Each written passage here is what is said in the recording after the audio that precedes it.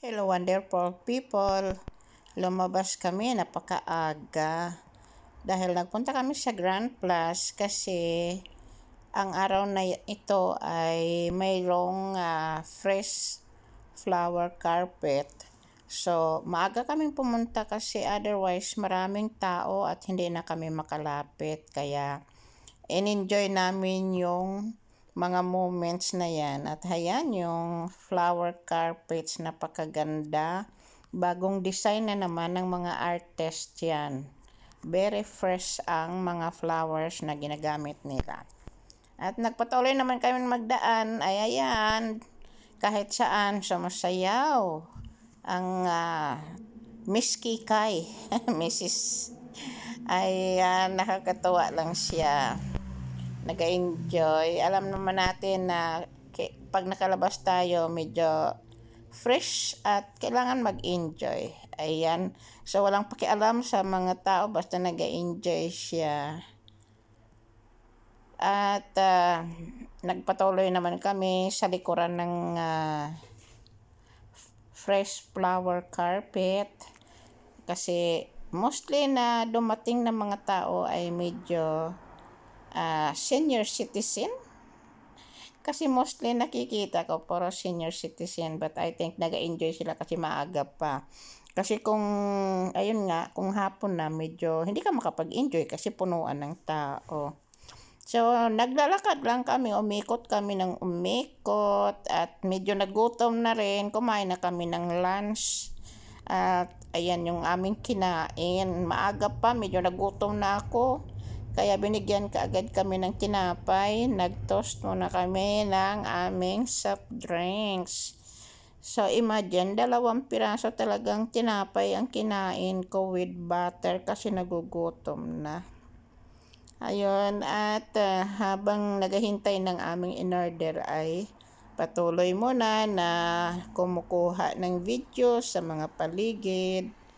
Ayan, so nauuna talagang magutom ako pagdating sa mga lakaran na yan. At ito naman ang aking in-order, spare ribs, 2 piraso, napakalaki. At of course always with french fries and salad. Ganon din yung sa aking partner, grilled salmon.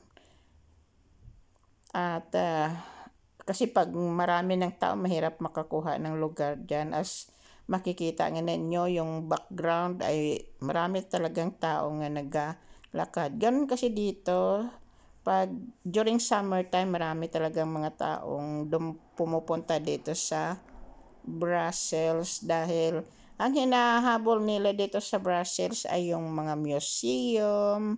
Ayun nga, during summer marami kang makikita dyan na mga interesting at saka every year ginagawa yung fresh flower carpet. So nakaka-enjoy talaga mag-upo dyan. Ayun, may mga flowers naman na mga division. Yan, tingnan ninyo, pupunta yan sila doon sa flower carpet. At ayan na guys, nagkikay na. Pinakita, nako. Talagang akala mo hindi nakakain, patay gutom na yata ito. Ayun. Pero dala lang yan guys sa enjoyment at katuwaan na laman ng aking video. Ayan. So parang hindi nga nakatikim ng pagkain pero tuwang-tuwa naman siya. Ang importante dyan, nag-enjoy, masaya, banding ng family. Pagkatapos namin ng kain ay nagpatuloy na naman kaming maglakad. Pero maulan kasi kaya pumasok na lang kami sa gallery. At naglakad. Ang gallery na yan ay dyan mo makikita yung mga materials na with signatures, mga mamahaling shop. Ang haba ng nilakad namin hanggang makarating kami sa kabila. Tingnan ninyo guys, ang haba niyan. So mostly ng mga tao dyan na medyo rich ay dyan nag-shopping. But actually, it's not practical nga. Bibili ka ng very expensive dyan. Ayan, nakadaan kami sa souvenir shop. So, ayan, nakapagsayaw-sayaw kasi walang tao.